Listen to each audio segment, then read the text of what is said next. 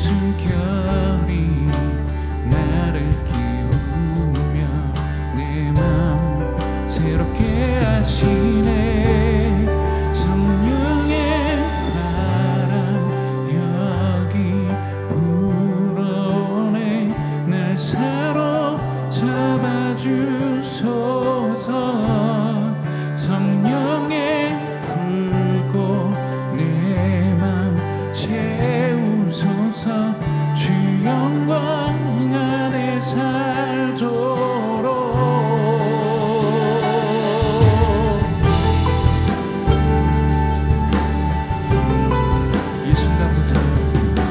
이 순간부터 저 영원까지 주님만 의지하리.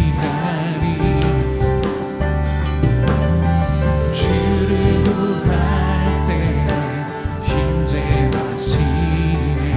주가 나와 함께하네. 성령의 바람 여기 불어오네.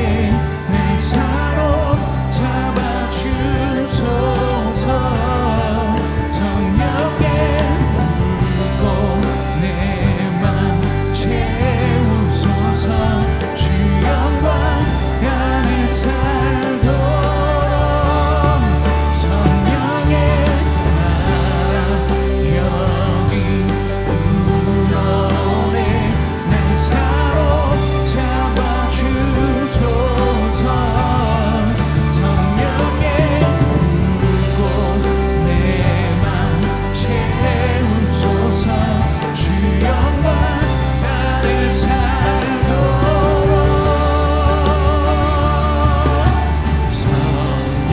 성령이여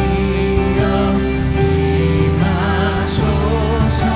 주의 빛이 비추도록. 성령이여 임하소서. 주의 나라. 성령이여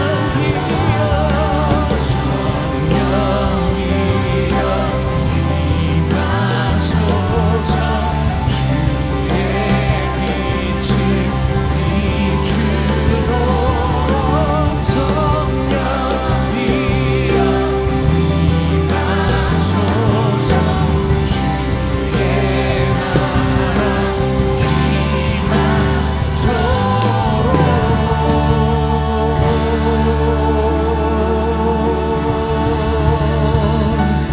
할렐루야. 성령이 임하시옵소서.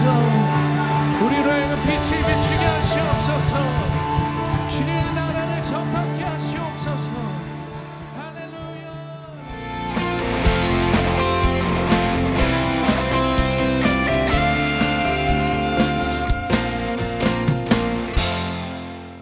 우리 함께 말씀을 함께 읽을까요? 네, 함께 시작하겠습니다. 시작. 네, 지속될 수 없는 성공은 실패보다 못합니다. 네, 누가복음 말씀 함께 읽겠습니다. 누가복음 12장 20절 말씀 함께 봉독하시겠습니다. 시작. 하나님의 이르시되 어리석은 자여 오늘 밤에 내 영혼을 도로 찾으리니 그러면 내 준비한 것이 누구의 것이 되겠느냐 하셨으니 자기를 위하여 재물을 쌓아두고 하나님께 대하여 부여하지 못한 자가 이와 같으니라. 아멘.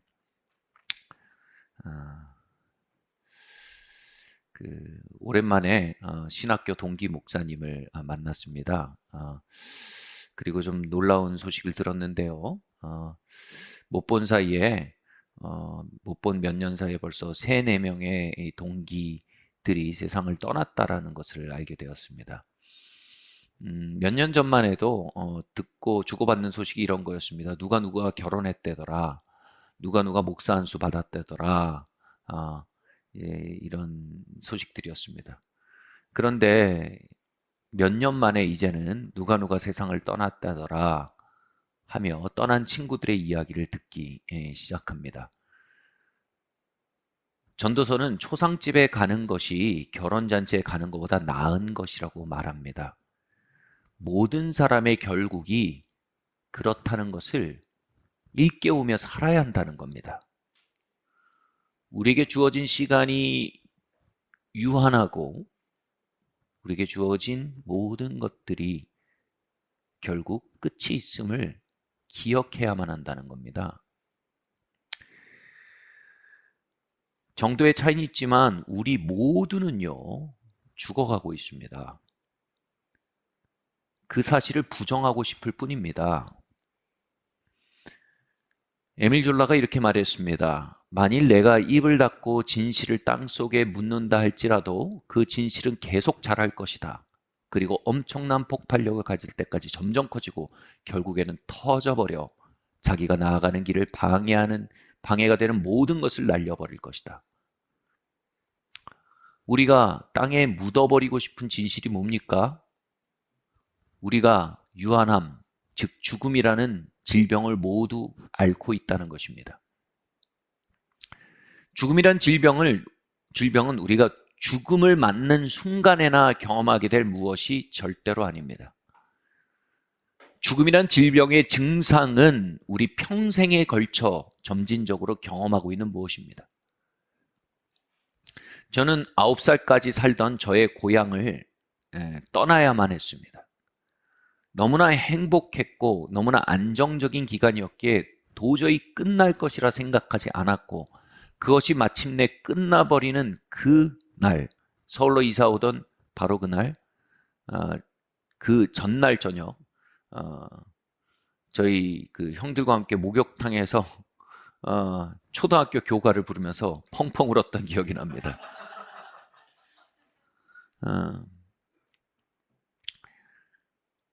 끝나지 않을 것 같던 시간들, 끝이 있습니다. 죽고 못 살 것 같던 친구들과의 우정이 끝나는 걸 경험합니다. 믿었던 연인과의 사랑이 흔들리고 사라져버리는 것도 경험합니다. 인생을 걸었던 사업이나 커리어가 연기처럼 날아가 버리는 것 경험합니다. 이런 일을 만날 때 우리는 당황하고 자기 연민에 빠집니다. Why me? 왜 나한테 이런 일이 벌어지나? 누군가 그러더라고요. 왜 당신한테 그 일이 벌어지면 안 되죠?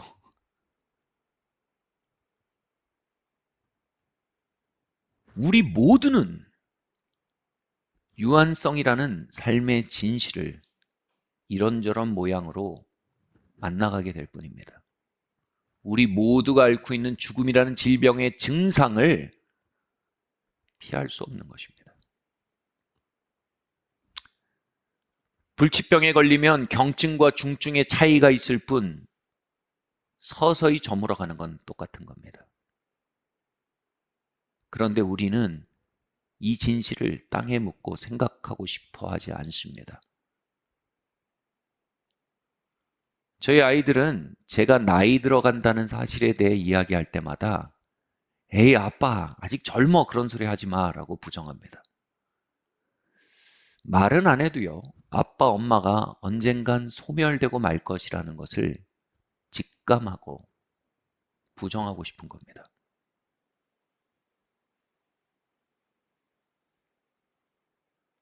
영원히 사랑한다고 말하는 연인들의 말은 95% 빈말입니다. 우리가 만세 그러죠. 만세가 뭐예요? 영원히 계속되리라 라는 선포죠. 이거 역시 현실 부정입니다. 강한 부정은 긍정입니다. 영원하길 바라서 그런 말을 하는 게 아니고요. 다 끝나버릴 것을 알기 때문에 그 사실을 땅에 묻고 부정하기 위해 강하게 부정하는 겁니다. 오늘 읽은 본문에 나오는 부자는요, 자신의 성공과 부가 영원할 것이라고 믿고 자신이 앓고 있는 죽음이라는 질병에 대해 간과하려 했습니다. 자신의 유한성이란 사실을 땅에 묻어버렸고 충분한 재물이 있으니 나는 이제 안락하다라는 말도 안 되는 기만 속에 머리를 파묻었습니다. 그러나 하나님이 그 꿈을 깨우셨습니다. 진실은 자랐고 터져버렸고 그의 삶의 모든 걸 날려버렸습니다. 성경은 우리가 죄라는 바이러스를 삼킨 이들이며 죽음이란 질병에 걸려 죽어간다라고 선언하고 있습니다. 이 진실을 부정하고 묻어버리고 느끼지 않으려고 생각하지 않으려고 고개를 휘저 떨치려 할 때 그것을 교만이라고 합니다. 교만은 그냥 잘난 척하는 것이 아닙니다. 교만은 우리가 죄에 빠져 유한한 존재, 즉 죽음의 질병을 가진 존재가 됐다는 사실을 망각하려는 모든 나이브함, 모든 유치한 사고, 모든 순진무구한 접근, 이것이 교만입니다. 겸손이 이것입니다. 우리는 죄의 바이러스를 삼켰고 우리는 죽음의 질병을 안고 죽어가는 중입니다. 시편은 우리의 삶이 밤의 한 경점 같다라고 말했습니다. 다시 말해 이 땅에서 우리의 삶이 꿈 같다는 겁니다. 오늘 본문의 부자는 부와 성공의 삶이라는 길몽을 꾼 겁니다.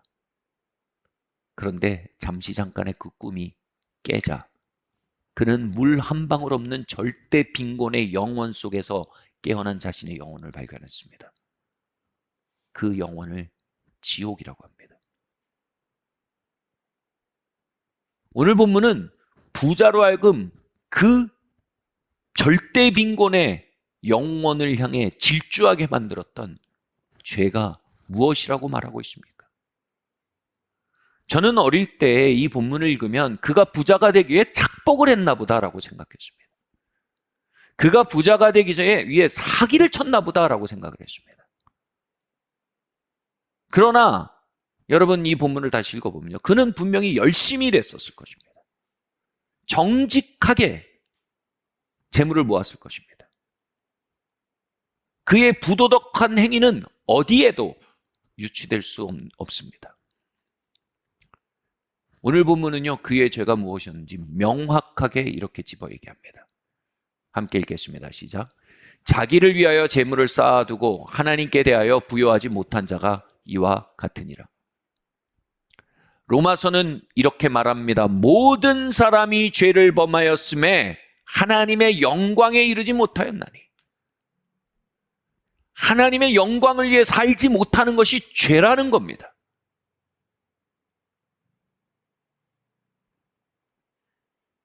그게 뭡니까? 바로 자기 사랑입니다. 성품적으로 자기애가 큰 사람도 있고 다른 한편 성품적으로 자기 혐오가 깊은 사람도 있습니다. 저는 이런 차원의 개성을 말하는 게 아닙니다. 이 본문이 말하는 건 자기 중심성을 말하는 겁니다. 부자는 하나님을 향해 살지 않았다고 얘기합니다. 자기 자신을 향해 살았다라고 얘기합니다. 그의 죄는 도박이나 불륜이나 중독이라는 이런저런 중독의 부도덕증이 아니었습니다. 그의 죄는 자신을 위해 사는 것이었습니다. 자신을 위해 사는 삶. 도박이나 거짓 따위는요, 죄의 증상일 뿐입니다. 여러분, 로마서에서 죄는 많은 경우 단수로 기록되어 있습니다. 죄의 몸통이 있다는 겁니다. 그 몸통에서 증상들이 우러나올지언정 하나의 죄의 뿌리가 있다는 것입니다. 그 죄의 뿌리는 바로 하나님의 영광을 향하지 않는 것입니다.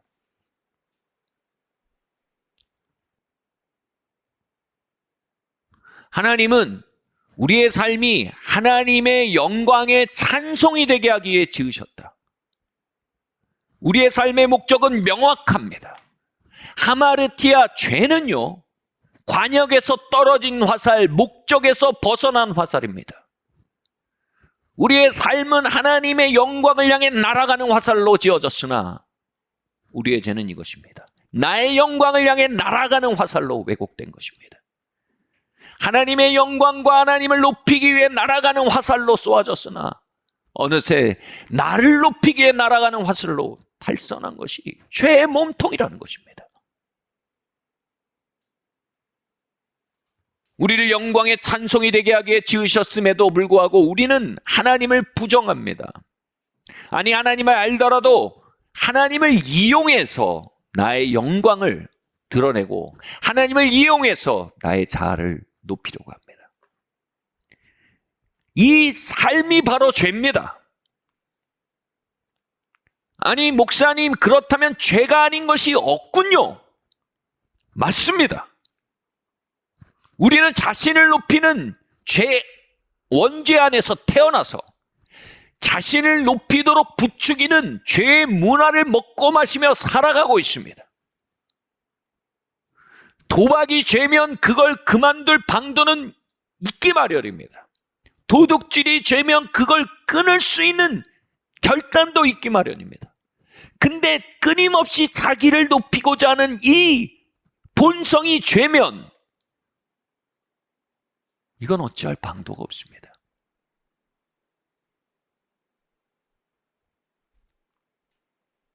이건 어떤 행위가 아닙니다. 이건 우리 존재의 양상입니다. 이건 단순한 습관이 아닙니다. 이것은 우리의 본능이 되어버렸습니다. 이 죄의 몸통에서 우리를 건져낼 수 있는 유일한 힘은 은혜뿐입니다. 하나님의 은혜요.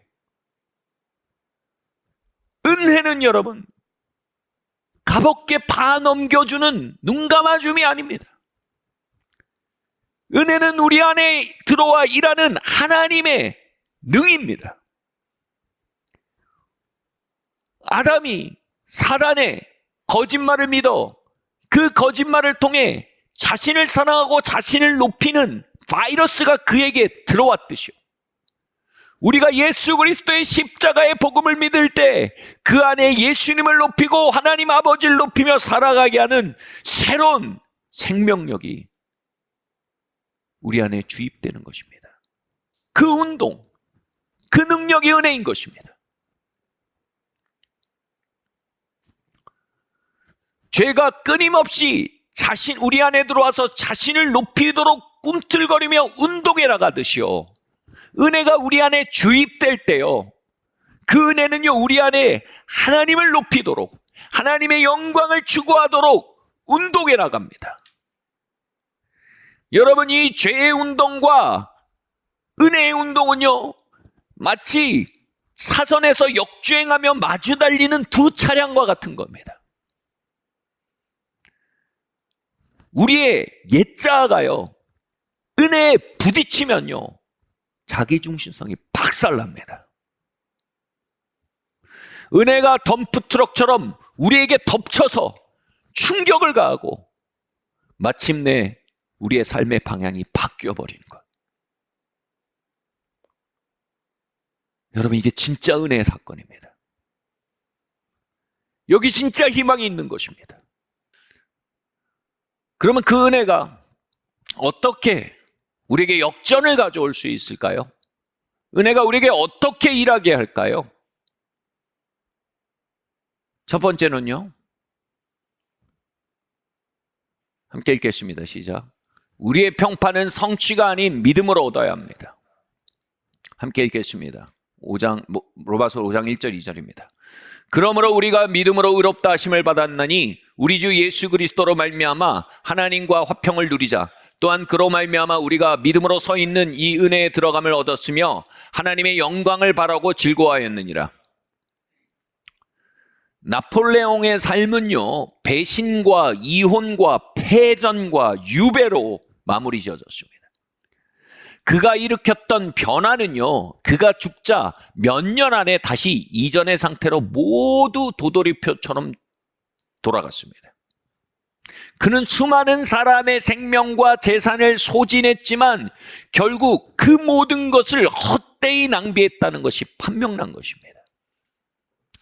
나폴레옹의 삶을 평가한 한 사람은 이렇게 말했습니다. 나폴레옹은 그저 많은 나라로부터 박수를 받기 원했던 것뿐이다. 그 많은 전쟁, 그 많은 투쟁, 그 많은 프로젝트들이 단지 박수받기 원했던 한 사람의 공허에서 비롯됐다는 겁니다. 많은 대의명분을 내세웠으나 그는 자신의 허기를 달래기 위해 온 유럽을 소비해버린 괴물에 지나지 않았던 겁니다. 그의 성공은 수많은 사람의 생명과 재산을 태우다가 쓰러져 버린 잠깐의 불꽃이었습니다. 그 자신은 말년에 이렇게 자조적인 말을 남겼습니다. 위대한 야망을 가진 사람들이 행복을 추구했다. 그리고 그들은 행복이 아닌 명성을 얻었다. 바로 그가 정말 원했던 것이 명예가 아니라 행복이었음을 너무나 늦게 알아버린 겁니다. 로마서 5장은 우리가 하나님과의 화평을 누리고 하나님의 영광을 바라고 즐거워하는 자리로 밀고 나아가야 한다라고 명령하고 있습니다. 근데 이 즐거워하다라는 말이 굉장히 흥미로운 뜻을 갖습니다. 카우카우마이라는 헬라어인데요. 그냥 좋은 게 아닙니다. 카우카우마이란 뜻은 뭐냐면 자랑스러워서 행복해지는 걸 말합니다. 얼마 전에 강원도 어귀를 운전하고 있는데 정말 말로만 듣던 전설의 플랜카드를 보았습니다. 어느 집 누구누구의 아들 서울대 입학 이렇게 쓰여 있었습니다. 그 플랜카드에 부모님의 카우카마이야, 아들의 카우카마이가 매우 진하게 느껴졌습니다. 나폴레옹은 수많은 나라를 향해 진격하며 정복하고 개선 행진을 하며 원했던 것이 박수갈채였다라고 얘기합니다. 그가 승리하고 개선 행진할 때 비로소 마음속에 차올랐던 인생이 준 트로피, 그게 바로 카우카마이입니다.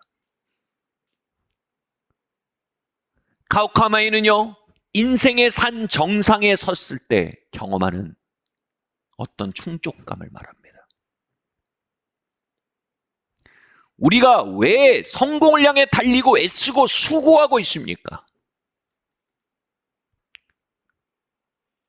바로 이 카우카마이를 흡족히 누리기 위함입니다. 그런데 성경은요, 믿음으로 서 있는 은혜로 말미암아 카우카마이에 들어가라고 얘기하고 있는 겁니다. 이게 무슨 말입니까? 우리가 싸우고 우리가 애쓰고 우리가 수고하여 우리가 성공하여 기어오르는 인생의 산이 아니요, 그리스도가 십자가를 지고 오르시고 그곳에서 죄와 사망을 꺾으시고 마침내 십자가에서 죽음을 이기신 그분의 피와 그분의 땀과 그분의 승리로 이룬 시온산, 그 골고다 산의 승리를 믿음으로, 그분의 승리를 의지하여 우리에게 하늘 아버지께서 말씀하신 이 선언, 너는 하나님의 의다. 너의 수고가 아니요, 너의 노력이 아니요, 너의 승리가 아니요, 내 아들 예수의 수고와 내 아들 예수의 피와 내 아들 예수의 승리를 의지하여 내가 너에게 선언한다. 너는 하나님의 의다.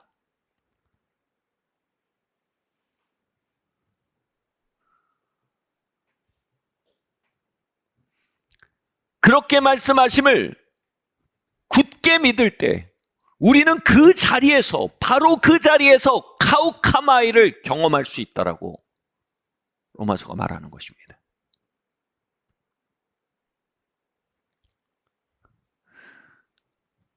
의롭다 함은요, 받아들여짐을 의미합니다.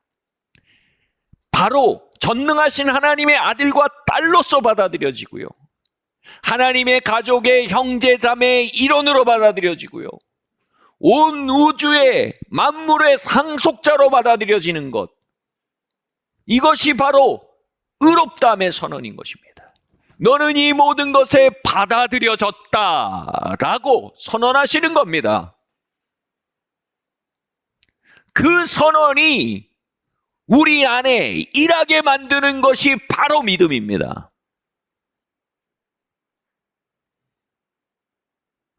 두 번째로, 하나님이 주신 소원이 있습니까? 먼저 충동을 정복하는 은혜를 구하십시오. 함께 말씀 읽겠습니다. 히브리서 4장 말씀입니다. 함께 소리를 내서 함께 읽어볼까요? 시작. 우리에게 있는 대제사장은 우리의 연약함을 동정하지 못하실 리가 아니요 모든 일에 우리와 똑같이 시험을 받으시니로되 죄는 없으시니라. 그러므로 우리는 긍휼하심을 받고 때를 따라 돕는 은혜를 얻기 위하여 은혜의 보좌 앞에 담대히 나아갈 것이니라. 아멘. 여러분, 우리는 모두 연약함을 가지고 있습니다. 연약함으로 시험을 받는다는 말을 좀 더 실제적으로 표현하면 이것입니다. 여전히 다양한 충동을 가지고 있다는 겁니다.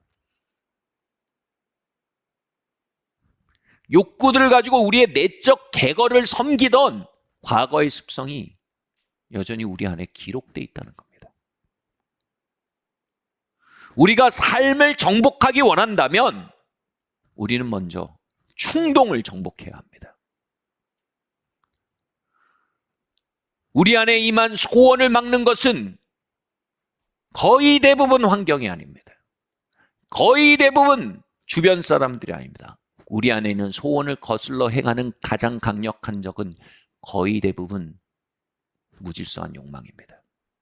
바로 그 소원을 거슬러 소리 지르며 그 소원을 따라 행하는 것을 막아서며 반대하는 충동의 에너지들입니다. 모든 고등학생들은 좋은 입시 결과를 얻기 원하는 소원을 가지고 있습니다. 동시에 그들은 이리저리로 마구 날뛰는 충동도 가지고 있습니다. 가을 신상이 궁금해지고요. 다른 친구들 앞에 내가 으스대고 싶은 마음이, 그 충동이 내 정신을 빼버리기도 하고요. 막 다 그만두고 확 풀어져 버리고 싶은 충동이 그 안에서 일어나고요. 에라 모르겠다, 받아나가 버리자, 이 충동이 불쑥 고개를 듭니다. 여러분, 그들의 미래는요, 그 충동을 어떻게 핸들링하냐에 달려 있습니다. 그 충동을 바르게 핸들링하지 않으면요, 결코 내가 소원하는 곳에 도달할 수 없습니다. 모든 성도들은요, 주님과의 친밀함을 원한다고 이야기합니다. 그런데 이것저것 잡생각으로 인한 충동들과 태만의 충동이 우리를 끌어내립니다. 모든 남편과 아내는 깊은 연합과 유대의 관계를 원합니다. 그런데 용서치 못하는 마음과 뜬금없는 분노와 이리저리 날뛰는 정욕들이 그 소원을 맞서 행하고 있는 것이 우리의 현실입니다. 히브리서 4장 15절 16절은 놀라운 이야기를 합니다. 주님은 우리의 이 충동에 휩싸인 삶에 대해 전혀 놀라지 않으신다고 얘기합니다. 도리어 그 소원을 거슬러 싸우는 충동 속에 갈팡질팡하는 우리의 모습을 뭐라고 얘기합니까?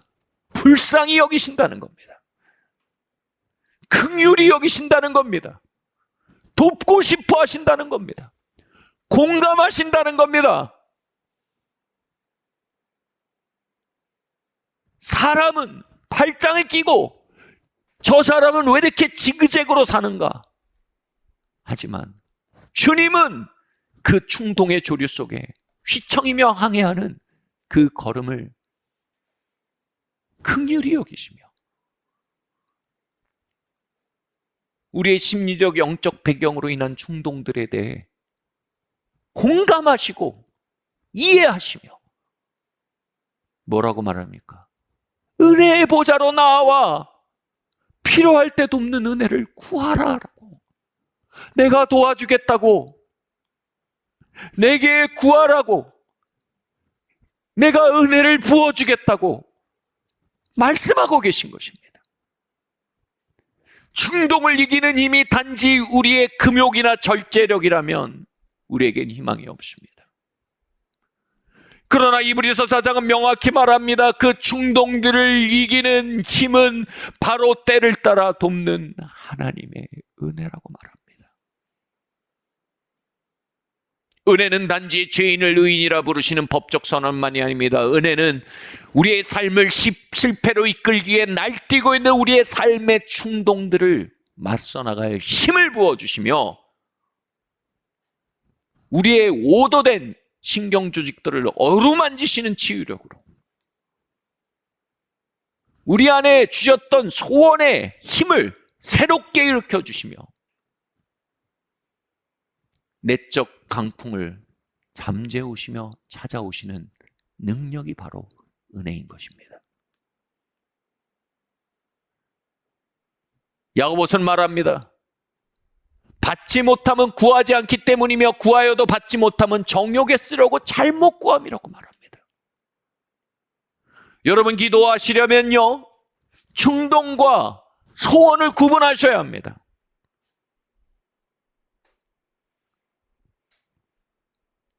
하나님 올가을 신상 열어주십시오. 여러분 수험생이 이렇게 기도한다면요, 정욕을 따라 구하는 것입니다. 주님, 이 밑간 끝간데 없는 호기심, 이 충동 다스려 주시고 주님, 이 항해 온전히 이룰 수 있도록 하나님 이 잡념들을 통치하여 주십시오. 힘 주십시오. 여러분 이거 뭡니까? 이게 기도인 겁니다. 구하여도 받지 못하면 구하지 않기 때문이라고 했습니다. 여러분, 여러분의 소원과 충동이 분류되기 시작하면요, 거기에 능력 있는 기도 생활이 시작됩니다. 아멘. 우리의 소원을 거스르는 충동들이 얼마나 많습니까? 우리의 비전을 가로막는 충동들이 얼마나 많습니까? 우리의 예언적 목적을 맞서는 충동들이 얼마나 많습니까? 우리의 유업을 향한 발걸음을 휘감는 충동들이 얼마나 많습니까? 그러니 우리에게는 얼마나 많은 은혜가 필요합니까? 그 충동의 바다를 가르고 나아가게 하나님은 단순히 우리의 의지력이 아닙니다. 그것은 바로 기도의 힘입니다. 때를 따라 돕는 은혜를 얻게 하여 그 보좌로 나아가는 겁니다. 오 하나님, 나의 힘이 되어 주십시오. 나의 힘이 되신 여호와여, 이 두려움 가운데 힘이 되시고, 오 나의 힘이 되신 여호와여, 이 게으름 가운데 힘을 주시고, 오 나의 힘이 되신 여호와여, 이 다 포기해버리고 싶고 다 집어치고 싶은 이 중도 포기의 중독 속에 하나님 나에게 은혜가 되어 주십시오. 이제 우리는 기도로 사는 법을 배워야 합니다. 아멘.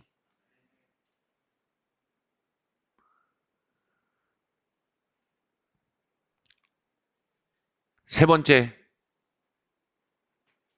함께 읽겠습니다. 고린도전서 15장 10절 함께 읽을까요? 시작.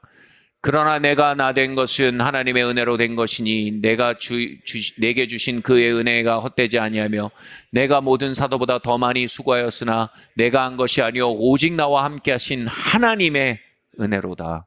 아멘. 여러분, 은혜는 일합니다. 은혜는 수고합니다. 은혜는 우리 안에 들어와 우리를 끌고 나가는 하나님의 능력입니다. 바울이 그리스도의 사랑이 강건하는도다 이렇게 말했습니다. 은혜가 우리 안에 들어와 일할 때요, 여러분 거기에 명확한 징후가 있습니다. 그 명확한 징후는 바로 사랑입니다. 여러분, 사랑은 우리로부터 말미암는 무언가가 아닙니다. 우리는 우리 자신만을 사랑하는 자들입니다. 우리는 우리 자신만을 높이려는 자들입니다. 우리는 주의를 소비하여 나를 채우려는 자들입니다. 그런데 은혜가 우리에게 들어오면요, 우리가 우리를 낮추어 그리스도의 몸을 높이려는 마음이 듭니다. 은혜가 우리 안에 들어오면요, 우리를 희생하여 이웃을 이롭게 하고자 하는 마음이 드는 겁니다. 은혜가 우리 안에 들어오면요, 하나님의 왕국이 이 땅에 임하고 그 왕국을 이 땅에 높이고자 하는 열정이 생기는 겁니다, 여러분. 여러분, 그걸 우리의 심리적 효과라고 생각하는 것보다 오만한 일은 없을 것입니다. 우리는 그러한 본성을 가진 사람이 아닙니다. 그러한 일이 일어난다면 그것은 is God, 하나님입니다. 하나님이 우리 안에 일하실 때 우리는 시그널을 구합니다. 하나님, 폭풍치는 사인을 주십시오. 하나님, 꿈과 예언을 부어주십시오. 그러나 하나님의 아주 순전한 퓨어한 시그널은 이겁니다. 우리 안에 사랑의 강물이 시작되는 겁니다.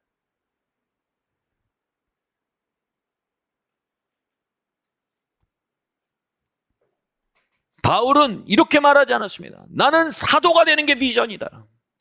이렇게 말하지 않았습니다. 바울은 그리스도의 사랑이 자신 안에 흘러나갈 때 그것과 함께 협력해 나가기 시작했습니다.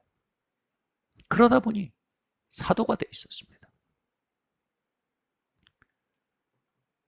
빌립보서는 권면이나 사랑의 위로나 성령의 교제가 있거든 뭐라고요? 마음을 합하라 이렇게 말합니다. 이거 있는 거 보통 일 아니라는 겁니다. 이런 게 너희 안에 흐르기 시작하면 그거 is God. 그 너희 안에 행하시는 하나님이다 라고 마침표를 찍는 겁니다. 마음을 합하라는 게 뭡니까? 이제 그 하나님, 그 하나님의 너의 의지로 합하여 따라가라는 겁니다. 그분이 일하시는 그 일에 마음을 두라는 것입니다. 여러분, 그분의 일은요, 이렇게 작게 시작됩니다. 그분의 역사는요, 이 세상 안에선 이렇게 조용히 시작됩니다. 그러나 그렇게 작게 조용히 시작되는, 우리 안에 시작되는 그 일에 마음을 합해 걸어나갈 때요, 주님은 큰 일을 행하기 시작하십니다. 아프리카에 놀라운 부흥을 가져온 한 미니스트리가 있습니다. 사역이 있습니다. 이 사역의 리더분을 아는데요, 이분은요, 아프리카에서요, 정말 한 사람 한 사람을 섬긴 겁니다. 고아 하나를 섬기고, 병든 자가 있으면 그를 향한 애끓는 마음으로 그를 위해 기도하고, 재난을 당한 가정이 있으면 그들을 위로하며 한 가정 한 가정을 사랑하는 그리스도의 사랑을 따라 행한 겁니다. 그러다 어느 날 때부터 귀 듣지 못하는 소녀를 보고 애끓는 사랑이 일어나서 그의 귀에 손 얹고 기도할 때 그의 귀가 열려서 들리는 기적이 시작된 겁니다. 그 이후로 어마어마한 기적들이 터져나가면서요, 아프리카에 전무후무한 부흥이 일어나기 시작한 겁니다. 수천 교회가 일어나게 된 것입니다. 근데요, 그 어마어마한 성공 속에서도요, 그 단체의 슬로건이 이겁니다. Go slow, go low. Go slow and low. 천천히 그리고 낮게 가라. 왜 그렇습니까? 여러분, 사랑은 성공주의에 비해 천천히 갑니다. 사랑은 고지주의에 비해 낮게 갑니다. 우리는 빨리 높이 가려는 옛자의 운동을 가지고 있습니다. 그러나 우리 안에 임한 사랑은 천천히 낮게 갑니다. 지금은 세계적인 사역이 되었지만 여전히 그 하나님의 사랑을 외칩니다. Go low and slow. 여전히 한 사람 앞에 서며 한 사람에게 마음을 쏟으라는 겁니다. 하나님의 기적은 거기에서 나타난다는 겁니다. 사랑하는 성도 여러분, 온 세상은 고지주의에 움직여가서 내가 무엇이 되리라, 내가 어떤 것을 이루리라 외칩니다. 이 세상은 성공주의 기초에 우리가 이러한 일을 언제까지 완성할 것이다 라고 말합니다. 그러나 하나님의 사랑은 천천히 그리고 낮게 우리 안에서 확산돼 갑니다. 자아의 개걸에 기초한 성공주의와 고지주의를 이제 뒤로 할 때입니다. 이제 조용히 낮게 그리고 천천히 흐르는 하나님의 영의 운동을, 그 사랑의 운동을 감지할 때입니다. 그리고 그 사랑과 함께 천천히 그리고 낮게 흘러나가십시오. 그 일들은 영원까지 여러분과 함께 할 것이며, 그 일들은 세대와 세대가 바뀌어도 꺾이지 않는 하나님의 운동이 될 것입니다. 낮고 천천히 역사에 가시는 그 강권하는 그리스도의 사랑이요, 이 교회를 덮으시고 각세를 덮으시고 우리의 삶을 덮으시기를 기도합니다.